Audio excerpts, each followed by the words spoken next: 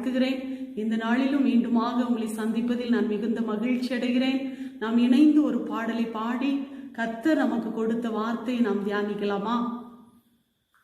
உன்னதமானவரின் மறைவில்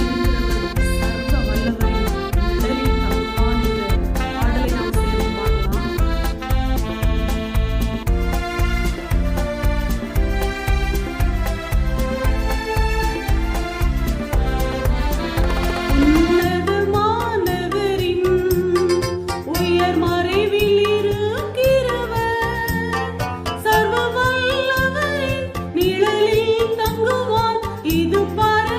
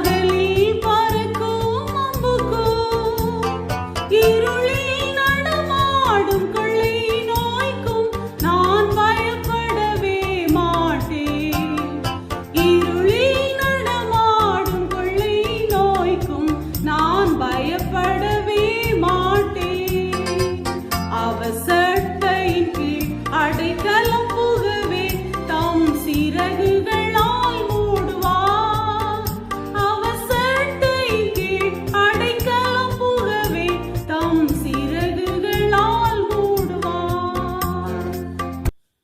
பாடலாம். நன்றியோடு கூட துதிக்கிறோம், ஸ்தோத்தரிக்கிறோம். அப்பா எசப்பா, உன்னதமானவரே, நீர் கொடுத்த சத்திய வேத வார்த்தைகளை நாங்கள் இந்த நாள்ல தியானிக்கும்படியாக வந்திருக்கிறோம்ப்பா. ஆண்டவரே, என்னோடு சேர்ந்து ஜெபிக்கிற ஒவ்வொரு பிள்ளைகளுக்கும் எங்களுக்கும் ஆண்டவரே உடைய வேத வசனத்தின் விளக்கங்களை கர்த்தர் இந்த நாள்ல கற்றுக் கொடுப்பீராக. அப்பா, உடைய கிருபையுள்ள கரத்தில் எங்களை தாழ்த்தி அர்ப்பணிக்கிறோம். நீர் பேசுகிற வார்த்தைகளுக்காக ஸ்தோத்திர ஆண்டவரே. வசனத்தின் வெளிச்சத்தை ஆண்டவரே நீர் எங்களுக்கு விளக்கி காட்ட வேண்டும் என்று சொல்லி ஜெபிக்கிறோம். இயேசுவின் நாமத்தில் ஜெபிக்கிறோம் நல்ல பிதாவே, ஆமேன். இந்த நாளிலும் கூட கர்த்தர் ஒரு மிகவும் உயர்ந்த ஒரு வேத சத்திய வார்த்தைகளை குறித்து என்னோடு கூட இடைப்பட்டார். அந்த வார்த்தையை தான் நம்ம அனைவரும் இந்த நாள்ல தியானிக்க போகிறோம். அது என்ன கர்த்தருடைய வார்த்தை அப்படின்னா, ஒவ்வொரு மனுஷனையுமே தேவன் ஒரு உயர்ந்த நோக்கத்தோடு உருவாக்குகிறார். தேவனுடைய திட்டம் என்பது மிகவும் உயர்ந்த திட்டமாக இருக்கிறது. ஒவ்வொரு மனுஷனுடைய வாழ்க்கையிலும் உயர்ந்த ஒரு நோக்கம் இருக்கிறது என்பதை நாம் இந்த நாளில் அறிந்து கொள்ள போகிறோம். இந்த நாளின் மெசேஜினுடைய தலைப்பு என்னன்னா, என் வாழ்வின் உயர் நோக்கம். கர்த்தர் எனக்கு மட்டும் இல்ல, உங்கள் ஒவ்வொருவருடைய வாழ்க்கையிலும் ஒரு உயர்ந்த நோக்கத்தோடு தான் ஒரு மனிதனை தேவன் சிருஷ்டித்திருக்கிறார். பாருங்க, நோக்கமுள்ள ஒரு வாழ்க்கை என்றால் என்ன? ஒரு அர்த்தம் உள்ள வாழ்க்கை. எல்லாரும் உலகத்துல பிறந்து வளர்ந்து மறிக்கிறாங்க அப்படின்றது இல்ல, தேவனுக்காக சாதிக்க தெரிந்து கொள்ளப்பட்ட தேவ பிள்ளைகளை பற்றி தான் இந்த நாளில் நாம் தியானிக்கிறோம். நீங்களும் நானும் தான் தேவனுக்காக உயர்ந்த தேவ திட்டத்தை சாதிக்க பிறந்த தேவ பிள்ளைகள். பாருங்க, என் வாழ்க்கையில என்ன உயர் நோக்கம் இருக்கிறது, அதை நம்ம இந்த நாள்ல தியானிக்க போகிறோம். ஒவ்வொரு மனுஷனையுமே தேவன் அர்த்தமுள்ளவர்களாய் தான் சிருஷ்டித்தாராம். பாருங்க, ஒரு மனிதன் ஒரு தோட்டத்துல அழகான செடிகளை நடுகிற பொழுது அவனுடைய மனதில் என்ன இருக்கும் பாருங்க. நல்ல பல மர கன்றுகளை நடுகிற ஒரு விவசாயினுடைய மனதுல என்ன இருக்கும்னா, நான் இதை சின்ன செடியாய் வளர்க்கிறேன், நாளுக்கு நாள் அதை தண்ணீர் ஊற்றி பராமரித்து வளர்த்து அது ஒரு நாள் மிகுந்த கனிகளை கொடுக்கும், அப்பொழுது நான் மகிழ்ச்சி அடைவேன் என்ற ஒரு உயரிய நோக்கத்தோடு தான் ஒரு செடியை ஒரு விவசாயி வளர்க்கிறார்கள். பாருங்க, அப்போ நம்மை குறித்து குறித்தும் தேவனுடைய திட்டம் மிகவும் உயர்ந்ததா இருக்கிறது. அது எப்படிப்பட்ட திட்டம்? சிலர் பேசுவாங்க, என்னை குறித்து தேவனுக்குள்ள ஒரு உயர்ந்த திட்டம் இருக்குமா அப்படின்ற ஒரு அவிசுவாச வார்த்தைகளை பேசுவாங்க. ஆனா ஏசப்பா சொல்றாரு, எப்படிப்பட்ட மனிதர்களை குறித்து தேவன் உயர்ந்த திட்டங்களை வைத்திருந்தார் என்பதை தான் நம்ம இந்த நாள்ல பார்க்க போறோம். பாருங்க, ஒரு மனிதன் உயர்ந்த மனிதனா இருக்கிறார், இந்த சமுதாயத்துல ஒரு உயர்ந்த மனிதனா இருக்கிறாரு. ஆனா எல்லாருக்குள்ளே அந்த உயரிய நோக்கம் இருக்காது. பாருங்க, ஒரு பிளானோடு ஒரு வாழ்க்கை அமைத்து கொள்ள அநேகர் அபியாசப்படுத்துறது இல்ல, அதை பிரயாசப்படுகிறது இல்ல. ஆனால் இந்த உயர்ந்த மனிதன் என்று சொல்லப்படுகிற அந்த மனுஷனுக்குள்ள அவருக்குள்ள ஒரு நோக்கமும் இருந்துச்சு, உயர்ந்த நோக்கம். அது என்னன்னு பாத்தீங்கன்னா, அவருடைய வாழ்க்கையில பணத்துக்கு குறைவே இல்லை, வசதிக்கு குறைவே இல்லை, வேலைக்காரர்களுக்கு குறைவே இல்லை, எல்லாவித தேவைகளும் இருந்துச்சு. ஆனா ஒன்னே ஒண்ணு மட்டும் இல்லை. பாருங்க, எந்த மனுஷன் உயர்ந்த ஒரு நோக்கத்தோடு நான் வாழ்ந்து சாதிக்கணும்னு நினைக்கிறோமோ அவங்களுக்குள்ள ஒரு பெரிய நற்பொருள் இருக்கும் பொழுதுதான் அவங்க அந்த சாதனையின் இலக்கை அடைய முடியும். பாருங்க, இந்த மனுஷனுக்கு எல்லாமே இருக்கு, உயர் பதவி இருக்கிறது, நல்ல வேலை, நல்ல வருமானம் எல்லாம் இருந்தாலும் தேவையான ஒன்று இல்லை. பாருங்க, அப்ப அந்த மனுஷனுக்குள்ள இயேசுவை குறித்து அவர் கேள்விப்படுறார். இயேசுவை குறித்து கேள்விப்படுற அந்த மனுஷன் இயேசுவை பார்க்கணும்ன்ற ஒரு ஆசை, ஒரு நல்ல ஒரு நோக்கம். பாருங்க, நல்ல ஒரு திட்டம். இயேசுவை பார்க்கணும்னு விரும்புகிற அந்த மனுஷன் அவ எப்படி ஆகிலும் போய் அவரை பார்க்கணும். ஆனா அவரை பார்க்கிற ஆசை இருந்தது நல்லதுதான். ஆனா அதற்கேற்ற சூழ்நிலைகளோ அவருக்கு வாய்ப்பாய் கிடைக்கல. பாருங்க, அப்போ அவருக்கு சரீரத்தின் வளர்ச்சி குறைவா இருந்தபடினால அநேக பிளான் பண்ண வேண்டியதா இருந்துச்சு. ஏசப்பாவை பார்க்கணும்னா நான் எப்படி பார்க்கணும், எப்படி போனா பார்க்கலாம், இப்படிதான் போய் பார்க்க முடியுமா, இப்படிலாம் நிறைய பிளான் பண்ணாரு. அப்படி போய் தான் அவர் இயேசுவை கண்டுகொண்டார். அப்படிப்பட்ட ஒரு மனுஷனை நம்ம இந்த வேதத்திலிருந்து பார்க்கலாம். லூக்கா 19வது அதிகாரம் 2வது 3வது வசனத்தை நாம் வாசிக்கலாம். ஆயக்காரருக்கு தலைவனும் ஐஸ்வர்யவனுமாக இருந்த சகேயு எனப்பட்ட ஒரு மனுஷன் இயேசு எப்படிப்பட்டவரோ என்று அவரை பார்க்க வகை தேடினான். அவன் குள்ளனானபடியால் ஜனக்கூட்டத்தில் அவரை காணக்கூடாமல் அவர் போகும் வழியில் முன்னாக ஓடி அவரை பார்க்கும்படி ஒரு காட்டத்தி மரத்தில் ஏறினான். பாருங்க, எங்க சகேயுவை பற்றி எழுதியிருக்கு. ஆனா இந்த சகேயுவுக்கு ஒரு குறைவுமே இல்லை. சமுதாயத்துல பார்த்தீங்கன்னா அவருக்கு எந்த குறைவும் இல்லை. ஆனால் ஒரே ஒரு குறை இருந்துச்சு. அவருடைய மனசுல எல்லாம் இருந்தும் ஏதோ ஒன்று குறைவுபட்டதை அவர் உணர்ந்தார். ஏசப்பா செய்த அற்புதங்கள் எல்லாம் கேள்விப்பட்டார். ஏசு எப்படிப்பட்டவர்னு பார்க்கணும். பாருங்க, அந்த வசனத்துல நம்ம படிக்கிறோம், ஆயக்காரருக்கு தலைவன். அவருடைய பதவி என்னன்னு பாத்தீங்கன்னா சீஃப் டாக்ஸ் கலெக்டரா இருந்தார். அவரு அவ்வளவு ஒரு உயர்ந்த மனிதன். அவருக்கு வருமானங்கள் இருந்தாலும் எல்லாம் இருந்தாலும் இயேசு என்கிற ஒரு உயர்ந்த ஒரு நோக்கத்திற்குள்ள மனுஷனை கொண்டு போகக்கூடிய ஒரு தெய்வம், உண்மையான தெய்வம் அவருடைய இருதயத்துக்குள்ள வாசம் பண்ணாத ஒரு சூழ்நிலையில தான் இந்த சகேயு இருந்தார். அப்ப இவர் என்ன யோசித்தாரா, இயேசு எப்படிப்பட்டவரா இருப்பாரு, அவரை நானும் கொஞ்சம் பார்க்கணுமே, அவர் அற்புதம் செய்யறாராமே, அநேகருடைய கண்களை திறந்திருக்கிறாரே, இந்த இயேசு எப்படிப்பட்டவர், இயேசுவை நான் ஏற்றுக்கொள்ளணும், அவருடைய போதனைகளை கை கொள்ளணும், அப்படிப்பட்ட நோக்கத்தோடு அல்ல, இயேசு எப்படிப்பட்டவரோ அவரை நான் பார்க்கணும், இந்த எண்ணத்தோடு தான் அவர் அந்த பார்க்க வகை தேடினார். அதுல பாருங்க, அவருடைய சூழ்நிலையை குறித்து அதில் எழுதியிருக்கு. எழுதி பாருங்க, அவரு பார்க்க வகை தேடினார். ஒரு டைரக்டா போய் நான் சர்ச்சுக்கு போனேன், ஜோம் பண்ணேன், இயேசுவை கண்டுபிடிச்சேன், அப்படி இல்லை. நிறைய பிளான் பண்ணியிருக்கிறார். அந்த நாட்கள்ல எவ்வளவு அவர் பிரயாசப்பட்டிருப்பார் பாருங்க. ஜன கூட்டமா இருக்கு, நிறைய ஜனங்கள் கூட்டமா போறாங்க. ஆனா இவரால பின்னாடி போய் நின்று பார்க்கக்கூடிய சூழ்நிலையில இவர் இல்லை. அதனால அவர் ஒரு பிளான் பண்றாரு, சுற்றி ஓடி பார்த்திருப்பாரு. அப்பவும் இயேசுவை பார்க்க முடியல.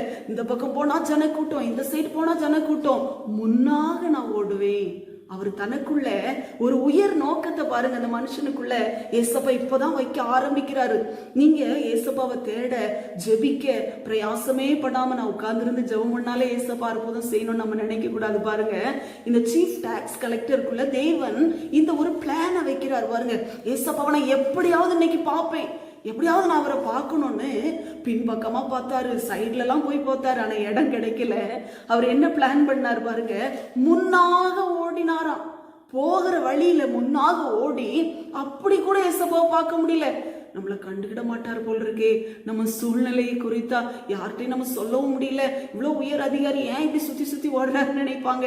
அவர் ஒரு பிளான் பண்ணாரு, நான் மரத்துல ஏறி உட்கார்ந்துருவேன். நான் மரத்துல ஏறி உட்கார்ந்துட்டேன்னா ஏசப்பாவை நான் பார்த்துவேன், அவர் என்னை பார்க்கணும் அதெல்லாம் சகை விரும்பவே இல்லை. நான் இயேசுவை பார்க்கணும் எப்படியாவது. அப்ப மரத்துல ஏறி உட்கார்ந்தேன்னா ஏசப்பா எப்படிப்பட்டவர், ஓ அவர் இப்படி இருக்கிறாரு, நல்ல சாந்தமா பழகுறாரு, நல்ல அன்புள்ள தெய்வம் அப்படின்றத பார்த்துட்டு நான் போயிடணும். அதுக்குதான் வந்தாரு. ஆனா இந்த உயர்ந்த நோக்கம் யாருடைய இருதயத்திலாம் வருதோ அவங்கள ஏசப்பா சும்மா விடவே மாட்டார். இவர் காட்டத்தி மரத்துல ஏறி உட்கார்ந்துட்டாரு.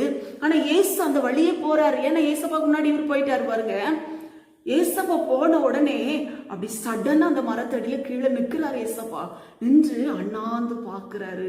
யாரெல்லாம் ஏசப்பாவை எப்படியாவது பார்க்கணும், அவர் எனக்கு ஏதாவது ஒரு அற்புதம் செய்வாரா, ஒரு வார்த்தை சொன்னா போதுமே, என் வாழ்க்கை இந்த சூழ்நிலையில இருக்குதே அப்படி நீங்களும் நானும் ஒருவேளை நீங்க யோசித்துட்டு கூட என்னுடைய இந்த வார்த்தையை கேட்டுக்கொண்டிருக்கலாம். ஏசப்பா பிரயாசப்பட்டு ஏசப்பாவை தேடுகிற யாரையுமே ஆண்டவர் கண்டுகிடாம விட்டுட்டு போகிற தெய்வம் இல்ல. அவர் ஒவ்வொருவருடைய இருதயத்தை பார்க்கிற தேவன். வேதம் சொல்லுகிறது, மனுஷன் முகத்தை பார்க்கிறான், கர்த்தரோ இருதயத்தை பார்க்கிறார். அப்போ இந்த சகையை பிளான் பண்ணும் போதே ஏசப்பாவுக்கு தெரியும். அவர் வீட்டில இருந்து ரெடியாகி வரும்போதே தெரியும். ஜெபத்திற்கு நம்ம ஆயத்தமாகி ஆண்டவருடைய வார்த்தைக்காக நம்ம காத்திருக்கும் போது, ஆண்டவருடைய வார்த்தையை கேட்க சபைக்கு புறப்படுகிற பொழுதே ஏசப்பா நம்ம இருதயத்தை அறிவார். இன்னைக்கு என் மகன் இந்த ஜெபத்தோடு வர்றாங்களே, இவங்களுக்கு நான் என்ன செய்யலாம், அப்பா பரமபிதா நம்மளுக்கு என்ன கொடுக்க வேண்டுமோ முன்னமே பிளான் பண்ணிடுவார் பாருங்க.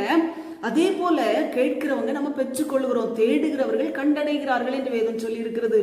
அப்ப ஏசப்பாவை பார்க்கலாம் தான் வந்தாரு. ஏசப்பாவை இவரை பார்க்க ஆரம்பிச்சிட்டாரு. ஆண்டவர் அண்ணாந்து பார்த்து பேர் சொல்லி கூப்பிடுறாரு பாருங்க, சகைவே. இதுக்கு முந்தின நாள் ஏசப்பா இவரை பார்த்தாரா? இல்ல. இதுவரைக்கும் இவர் இயேசுவை கேள்விப்பட்டாரே தவிர இவர் பார்த்ததில்ல. முதல் நாள் இயேசுவை பார்க்கிறாரு. உடனே அவர் பெயரை சொல்லி கூப்பிடுறார். ஒருவேளை நீங்க இன்றைக்கு கூட முதலாவது இந்த வார்த்தை கேட்பீர்களானால் உங்க பெயரை அறிந்திருக்கிற ஒரு இயேசுவை தான் நான் உங்களுக்கு அறிவிக்கிறேன். பாருங்க, அவர் பார்த்து சகைவை நீ சீக்கிரமா இறங்கி வாப்பா. அவர் உள்ளத்துல இவ்வளோ பிரயாசப்பட்டு அந்த பக்கம் இந்த பக்கம் ஓடி வந்ததெல்லாம் நான் பார்த்தேன், ஒன்னு உனக்கு சொல்ல போறேன், சர்ப்ரைஸ்ன்னு சொல்லியிருக்கிறாரு ஏசப்பா. உன் வீட்டுல நான் தங்கணும்ப்பா, உன் வீட்டுல வந்து நான் தங்கணும். உடனே இவருக்கு ஷாக் ஆயிருச்சு. நானே பார்க்க முடியாம இவ்வளோ கஷ்டப்பட்டு பார்த்தேன், இவர் பாருங்க தெய்வகுமாரன் என் வீட்டுல வந்து தங்க போறாரே. உடனே அவர் அப்படியே ஏற்றுக்கொண்டார். ஏசு என் வீட்டுல வர்றதுக்கு நான் இடம் கொடுக்கிறேன் அப்படின்னு சொல்லி ஏசப்பாவை அழைத்து கொண்டு போறார் பாருங்க. அவர் வீட்டுக்கு போகிற வழியில ஏசு வந்துட்டாலே அந்த வாழ்க்கையில இருந்த குறைவு நிறைவாயிரும் பாருங்க. என்னென்ன குறைவெல்லாம் அவருக்கு இருந்துச்சோ அதெல்லாம் நிறைவாகுது. மனதுல இருந்த ஒரு அமைதியற்ற சூழ்நிலைய தேவன் அதை நிரப்பிட்டார் பாருங்க. உங்கள் குறைவுகளை கிறிஸ்து இயேசுவுக்குள் மகிமையிலே நிறைவாக்குகிற தேவன். சகை பின்னாடி போனார். போக போக எதனால அவருக்கு பிரச்சனை, எதனால அவருடைய லைஃப்ல பாடுகள் இருந்துச்சு, அதெல்லாம் ஏசப்பா அவருடைய உள்ளத்துல உணர்த்தினார் பாருங்க. உடனே அவர் மனம் திரும்புறார். ஐயோ நான் இப்படிலாம் இருந்துட்டேன், என்னுடைய வேலை ஸ்தலத்துல நான் இப்படி இருந்துட்டேனே, ஏசப்பா நான் இனி மனம் திரும்பிடுறேன், உங்களுக்கு பிரியமா என் வாழ்க்கையை ஒப்பு கொடுத்துடுறேன். நமக்கு நெருக்கமானவர்கள், நம்மை நேசிக்கிறவர்கள் விரும்பாத காரியத்தை நம்ம செய்வோமா பாருங்க. அதே போலதான் அந்த சகையும் உடனே எத்தனை பேர் சொல்லுகிறது கூட யோசித்திருப்பாங்க. ஐயோ நீங்க இப்படி அநியாயமா சம்பாதிக்கிறீங்களே அப்படின்னு சொல்றதுக்கு அநேக யோசித்திருப்பாங்க. ஆனா ஏசப்பாவை பார்த்த உடனே இவருடைய உள்ளத்துல தெய்வீக ஒரு உணர்வை அவர் பெற்றுக்கொண்டார் பாருங்க. உடனே அவர் மனம் திரும்புறாரு. நான் இனி இயேசுக்காக தான் வாழ்வேன், இனி என்னுடைய இஷ்டப்படி வாழ மாட்டேன், உங்களுக்கு பிரியமா என் வாழ்க்கையை அமைத்துக் கொள்ளுகிறேன்னு சொல்லி ரட்சிப்பு என்கிற அந்த உயர்ந்த ஒரு அனுபவத்தை பெற்றுக்கொண்டார். ரட்சிப்பின் அனுபவத்தை பெற்றுக்கொண்டார். அப்போ ஒரு உயர்ந்த மனிதனுக்குள்ள கூட அந்த உயர் நோக்கத்தை ஏசப்பா வச்சிருந்தாரு.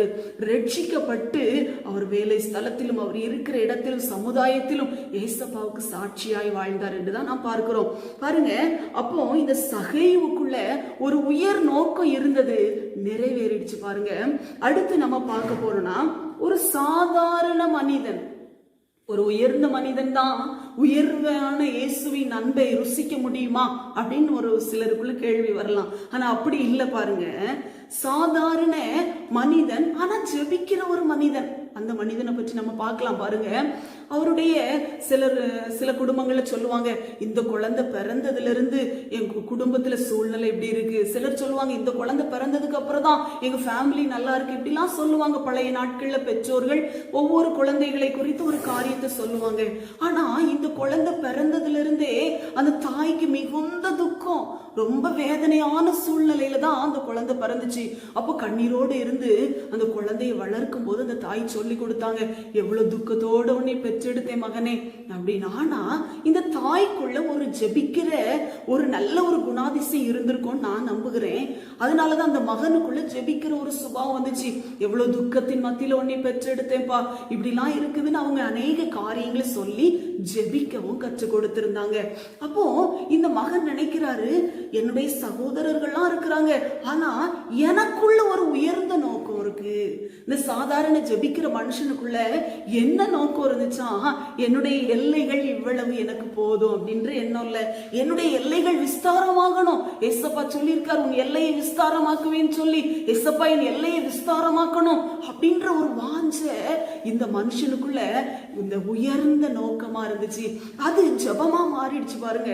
நம்ம நோக்கம் இருக்கலாம், பிளான் இருக்கலாம், ஆனா அதை செயல்படுத்தலைன்னா ஒரு பிரயோஜனமும் இல்லை. ஒருவேளை செயல்படுத்தக்கூடிய சூழ்நிலைகள் நமக்கு இந்த நேரத்துல இல்லாம இருக்கலாம், ஆனா ஜெபிக்க முடியும் பாருங்க. இந்த சாதாரண மனுஷன் என்ன பண்ணாரு, அவர் எப்படி அந்த உயர்ந்த லட்சியத்தை அடைஞ்சாருன்றதை நான் உங்களுக்கு இன்று சொல்லி கொடுக்க போகிறேன்.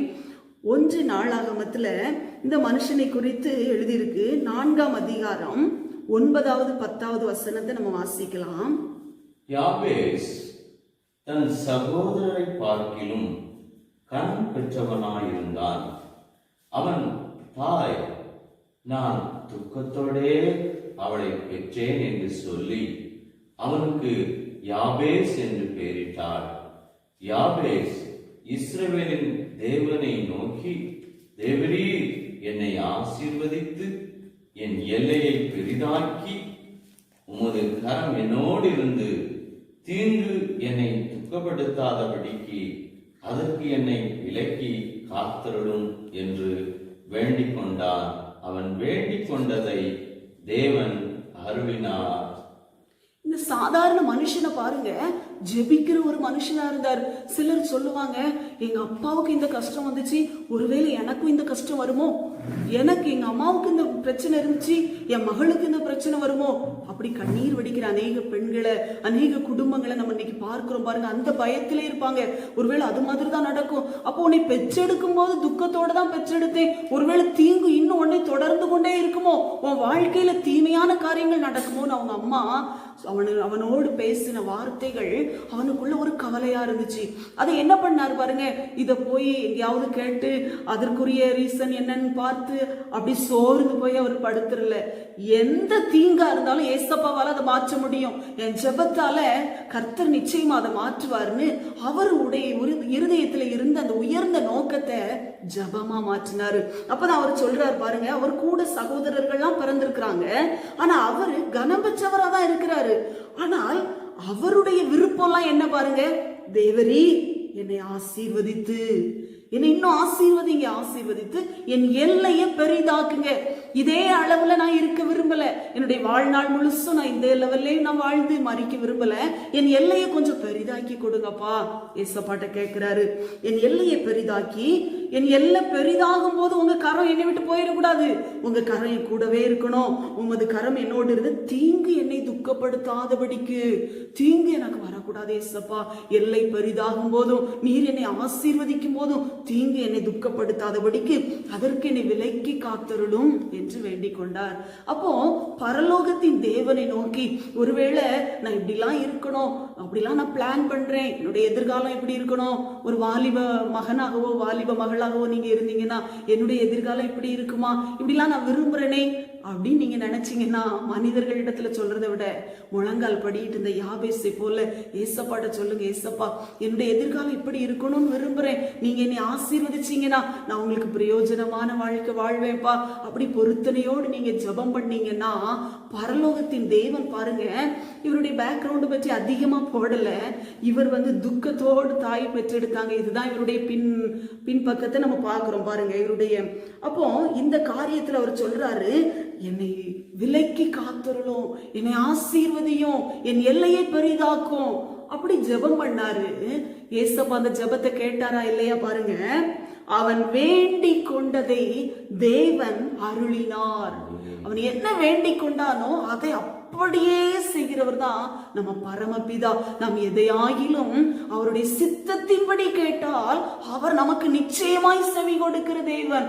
கேளுங்கள் அப்பொழுது உங்களுக்கு கொடுக்கப்படும் சொல்லி இருக்கு. ஒருவேளை நான் ஜெபித்து ஜெபித்து சோர்ந்து போனேனே, நான் ஒரு உண்மையை கண்டுபிடிச்சேன் பாருங்க. நம்ம ஜெபிக்கும் போது சில நேரம் அது கேட்கப்படுற மாதிரியே தெரியல. ஆண்டவரே அழுது ஜெபம் பண்ணுவோம், புலம்புவோம், ஆனா அந்த ஜெபம் கேட்கப்பட்டுச்சா, இன்னும் பதில் வரலையே. ஆனா ஒரு உண்மையை கர்த்தர் எனக்கு கற்றுக் கொடுத்தார். நம்ம என்றைக்கு ஜெபிக்கிறோமோ, என்றைக்கு கண்ணீர் வடிக்கிறோமோ, அதுக்குரிய பதில அப்பவே ஏசப்பா நம்மளுக்கு எடுத்து வச்சிடுறாரு. அது நம்ம கைக்கு கிடைக்க ஒரு சில நாட்கள் ஆகிறதுக்குள்ள நம்ம சோர்ந்து போயிடுறோம். ஒவ்வொரு ஜெபத்திற்கும், ஒவ்வொரு கண்ணீர் துளிகளுக்கும் நம்முடைய தேவனாய் இயேசு கிறிஸ்து நிச்சயமாகவே பதில் கொடுக்கிறார் பாருங்க. அந்த வார்த்தை எனக்கு ரொம்பவும் மிகவும் விருப்பமான ஒரு வார்த்தை. அவன் வேண்டிக் கொண்டதை தேவன் அருளினார். அவருடைய துக்கத்தை அவங்க அம்மாவால மாற்ற முடியல, அவங்க சகோதரர்களால மாற்ற முடியல. ஆனா தீங்கு துக்கப்படுத்தாதபடிக்கு காத்து அவனை ஆசீர்வதித்து எல்லையை பெரிதாக்குவேன் சொல்லி அவன் வேண்டிக் கொண்டதை தேவன் அருளி செய்தார். அப்போ பாருங்க, இந்த சாதாரண மனுஷனுக்குள்ள ஒரு உயர்ந்த நோக்கம் இருந்துச்சு. இந்த வாழ்க்கை எனக்கு போதும், இந்த பிளெஸிங் எனக்கு போதும் இல்லாதபடி ஏசப்பாவுக்காக நான் எதையாகிலும் சாதிக்கணுமே என்ற விருப்பத்தோடு, அந்த விருப்பத்தை மனுஷர்களிடத்துல போய் அவர் சொல்லல. ஏசப்பாட்ட சொன்ன உடனே அவர் வேண்டுதலை கேட்டு அப்படியே பதில் கொடுத்தார். பாருங்க, யாராயிருந்தாலும் சரி, எப்படிப்பட்ட சூழ்நிலையில இருந்தாலும் சரி, ஒரு வார்த்தையை நம்ம பார்க்கிறோம்.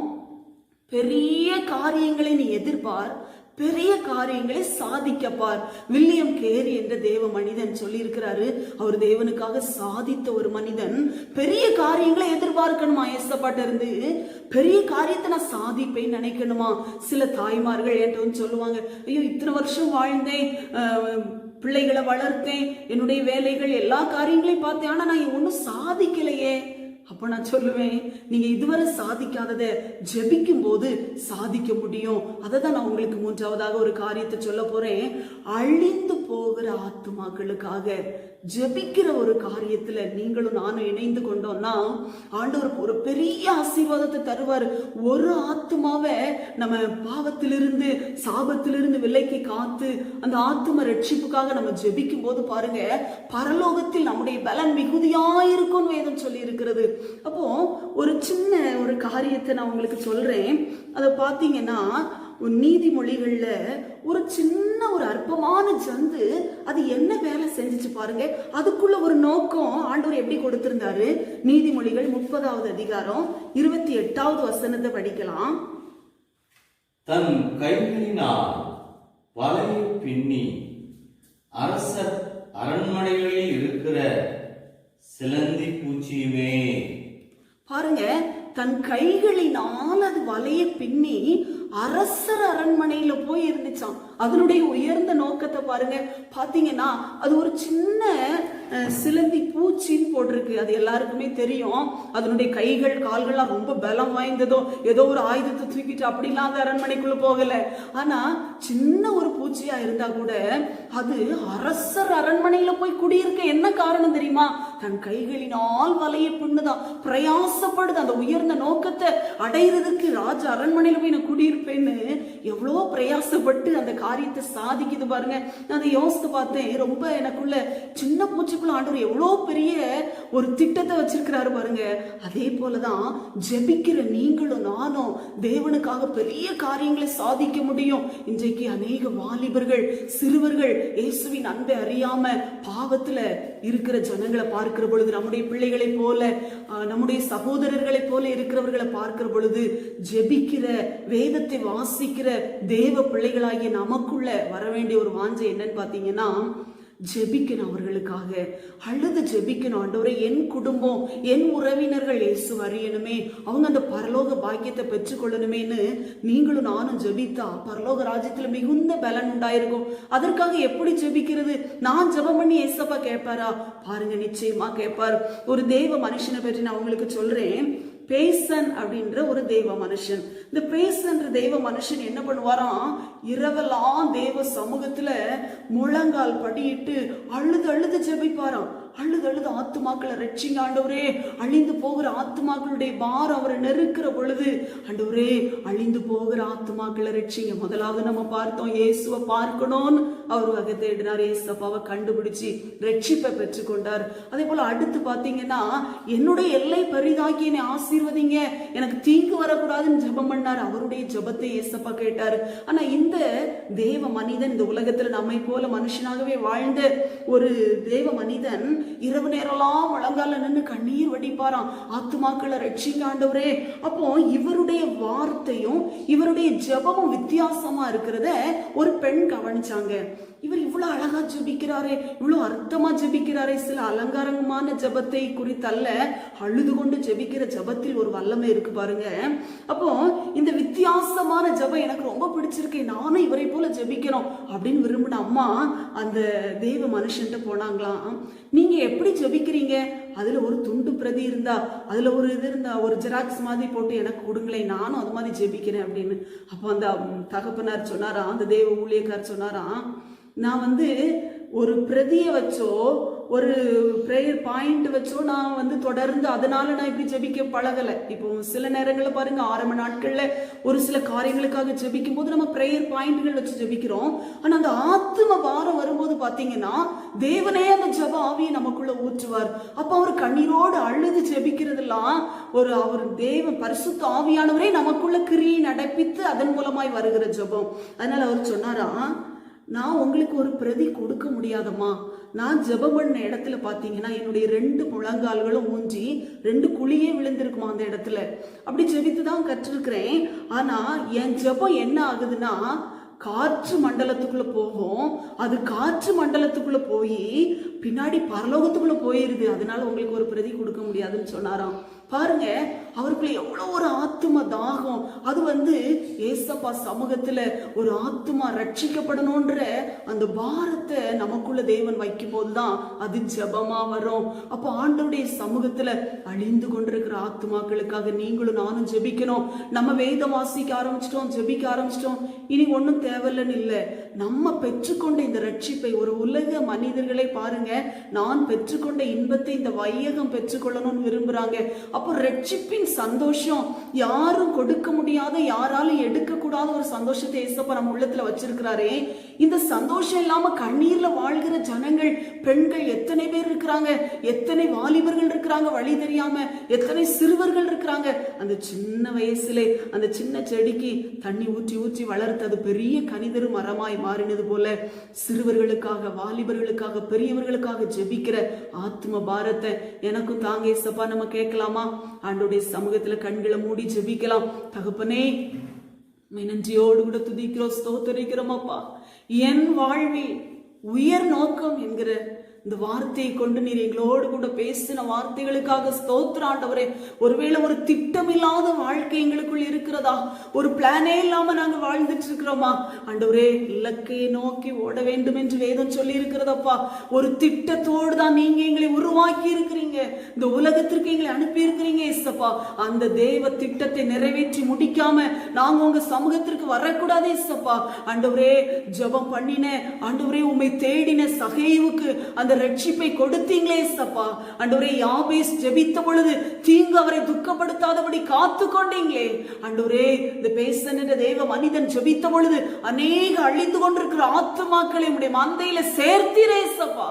ஆண்டவரே, இந்த நாள்ல எங்களை நீர் அதற்காக தெரிந்தெடுத்திருக்கிறீர் ஆண்டவரே. அதை உணர்ந்தவர்களாய் ஒவ்வொரு வாலிபர்களுக்காக, சிறுவர்களுக்காக, அழிந்து கொண்டிருக்கிற ஆத்துமாக்களுக்காக நீர் எங்களுக்கு கொடுத்த இந்த கொஞ்ச நாட்களை ஆண்டவரே ஆத்தும ரட்சிப்புக்காக ஜெபிக்க நாங்கள் பயன்படுத்த வேண்டும் அப்பா. ஒரு சிலந்தி பூச்சி அரசர் அரண்மனையில போய் குடியிருக்க தன் கைகளினால் வலையை பின்னுகிறது போல இயேசுவே எங்களுடைய கரங்களை கூப்பி தேவ சமூகத்துல ஜெபிக்கிற ஆண்டவரே ஆத்தும பாரத்தினால ஒரு ஜெப ஆவியினால கர்த்தர் எங்களை நிரப்புவீராக இயேசப்பா. ஆண்டவரே எங்கள் ஜெபத்தையும் கேட்டு நாங்கள் வேண்டிக் கொண்டதை தேவன் எங்களுக்கு அருளி செய்வீங்க இயேசப்பா.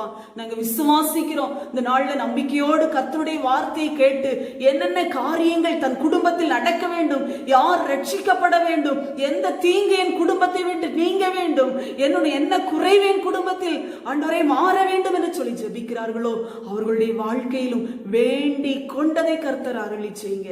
ஆசீர்வதிங்கப்பா. இயேசுவின் நாமத்தில் ஜெபிக்கிறோம் ஜீவனும் பரிசுத்தம் உள்ள நல்ல பிதாவே. ஆமேன், ஆமேன். கர்த்தர் உங்களை ஆசீர்வதிப்பாராக.